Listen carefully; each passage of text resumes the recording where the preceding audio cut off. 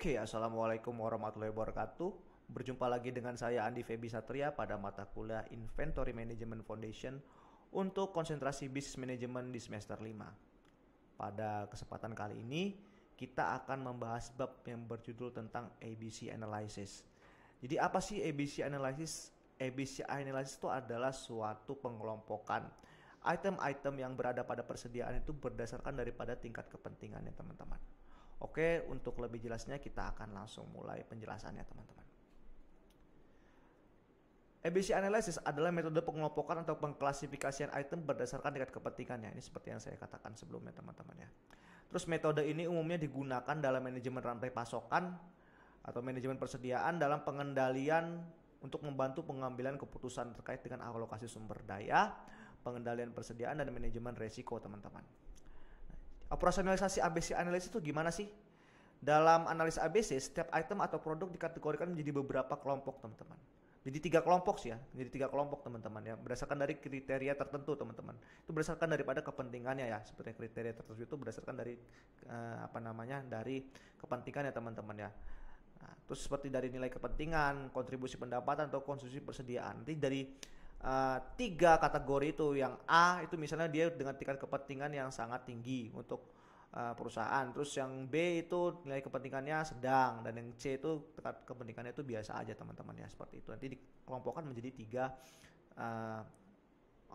kelompok gitu, teman-teman. Ada kelompok A, kelompok B, dan kelompok C gitu, teman-teman. Nah, kelompok A itu mencakup item yang tingkat kepentingannya tinggi, teman-teman. Biasanya item ini mewakili sebagian kecil dari total populasi. Biasanya hanya 20% lah yang kira-kira diprioritaskan. Jadi dalam satu perusahaan itu kira-kira ada satu produk yang benar-benar berharga dan harus bisa disimpan dengan baik. Nah, itu biasanya dikasih prioritas yang tinggi. Dan itu jumlahnya nggak terlalu banyak bisa, teman-teman ya. Mungkin hanya sekitar kuotanya itu hanya 20% lah dari total seluruh item pada persediaan gitu, teman-teman ya. Nah, terus ada kelompok B. Kelompok B itu terdiri dari item dengan tingkat kepentingan menengah, teman-teman ya. Item dalam kelompok ini biasanya memiliki kontribusi yang lebih rendah dibandingkan dengan kelompok A, tetapi masih memiliki penilaian yang signifikan, teman-teman ya. Pengelolaan persediaan untuk kelompok B ini mungkin memerlukan pengawasan yang sedang dan tindakan yang lebih terbatas dibandingkan dengan kelompok A, teman-teman ya. Jadi dia tuh kepentingannya itu di bawah dari kelompok si A, tapi masih memiliki tingkat kepentingan yang lumayan lah untuk bisa dipertimbangkan gitu, teman-teman ya. Jadi dia ditaruh di bagian B atau yang sedang-sedang saja nih tingkat kepentingannya, teman-teman ya. Nah, terus ada kelompok C. Kelompok C ini terdiri dari item dengan tingkat kepentingan yang rendah, teman-teman ya. Nah, item dalam kelompok ini memiliki kontribusi yang relatif kecil pada nilai atau pendapatan dari keseluruhan dalam persediaan, teman-teman ya. Jadi pengelolaan persediaannya pun untuk kelompok C ini biasa-biasa aja, tidak harus ada pemantauan khusus, tidak ada suatu treatment khusus ya, dan juga tidak ada prioritas yang tinggi. Nah, jadi teman-teman, kita menganalisis ABC itu sebenarnya berdasarkan dari tingkat prioritas kepentingan ya, teman-teman ya. Jadi kalau misalnya kita bicara tentang kelompok A itu dia diprioritaskan untuk bisa dijaga ataupun dirawat tuh dengan baik, teman-teman ya. Makanya jumlahnya tidak terlalu banyak karena dia memerlukan pengawasan ekstra dan juga perlu perawatan yang sangat terintensif lah gitu, teman-teman ya. Terus kalau B itu dia tingkat kepentingan sedang ya, perlakuannya tidak sebagus kelompok A tapi masih diperhatikan lah. Tapi kelompok C itu dia perhatiannya ya only sekedarnya aja lah mungkin gitu, teman-teman ya. Nah, tujuan dari ABC Analysis adalah untuk mengidentifikasi item-item yang memiliki pengaruh besar dan kinerja yang baik nih untuk perusahaan, teman-teman ya.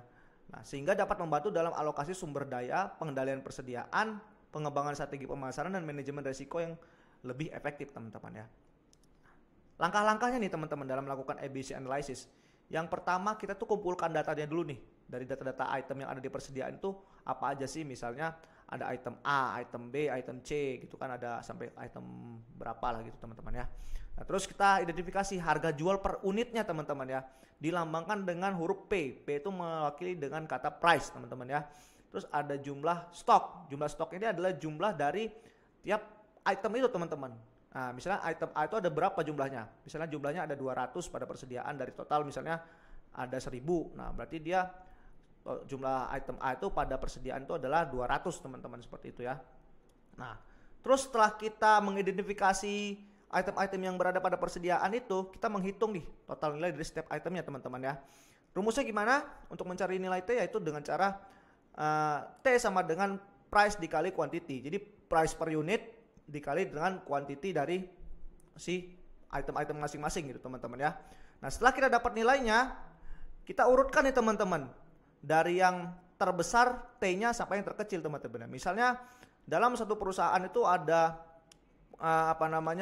item itu A sampai Z teman-teman ya. Nah ini yang tertinggi misalnya item A nih. Item A setelah dikali price per unitnya dikali dengan kuantitinya atau jumlah dari barangnya atau jumlah dari si itemnya itu pada persediaan itu, didapatkan nilai adalah 1 juta teman-teman ya. Terus yang kedua ada item C nih. Item C itu dia nilai itemnya adalah setelah dikali price per unit dikali dengan jumlah itemnya adalah 750.000 dan item F itu misalnya di 500.000 teman-teman dan lain seterusnya. Itu diurutkan dari yang terbesar hingga yang terkecil. Nah setelah kita mengurutkan, kita hitung jumlah total persediaan teman-teman ya. Nah jadi kalau kita lihat tadi di sini kan teman-teman kan, di sini ada quantity teman-teman ya, ada data quantity. Nah quantity-nya itu nanti bakal dikalkulasi teman-teman ya. Jadi quantity item 1 atau misalnya item A, quantity item A itu ada 200, quantity item B itu ada 300, quantity item C itu ada 400, nah dan lain sebagainya, terus dijumlahkan dan nanti kita ketemu dengan nilai dari total item persediaan teman-teman ya gitu ya. Nah setelah kita mengetahui total item persediaan, kita bisa menghitung teman-teman ya kontribusi dari masing-masing item pada persediaan teman-teman ya, dengan rumus jumlah item atau key dari masing-masing item itu dibagi total persediaan. Total persediaan itu didapat dari mana? Dari nilai key yang sudah dikalkulasi dengan key 1, key 2, key 3, key 4 dan seterusnya teman-teman ya. Nah jadi nanti ini adalah jumlah itemnya, jumlah key per item dikali jumlah key yang udah dikalkulasi dengan item-item lain dikali 100. Nah nanti kita bakal ketemu dengan nilai kontribusinya. Misalnya item A atau item 1 itu kontribusinya ada 25%. Item B ada 15% gitu teman-teman ya, itu setelah dikalkulasi teman-teman ya. Nah setelah itu kita bisa mengklasifikasikan nih teman-teman ya, atau mengkategorikan nih nilai dari untuk mengklasifikasikan dari kategori A, kategori B dan kategori C itu berdasarkan daripada nilai dan juga kuota persediaan ya teman-teman ya. Jadi misalnya untuk kategori A, prioritas kuotanya hanya 20% dari total item persediaan. Misalnya udah diurutkan nih, misalnya si item tertinggi adalah item R kalau kita lihat tadi ya. Nah, kontribusinya pada persediaan itu ada 18%. Nah, itu dia ditaruh di kelompok yang A gitu, karena dia kan nggak sampai 20% gitu teman-teman ya. Terus nanti untuk kategori B itu misalnya ada di kategori untuk tingkat kepentingan yang kedua. Nilainya yang kedua tuh misalnya apa teman-teman? Misalnya tadi ada C dan D. Nah, C dan D itu misalnya dia nilainya di bawah nilai uang persediaannya itu di bawah dari nilai A. Nah, jadi jumlah kuotanya itu adalah 30%. Misalnya si item C itu ada 15, terus si item D itu ada nilai misalnya 10, jadi ada 25. Nah, itu masih bisa ditaruh di D.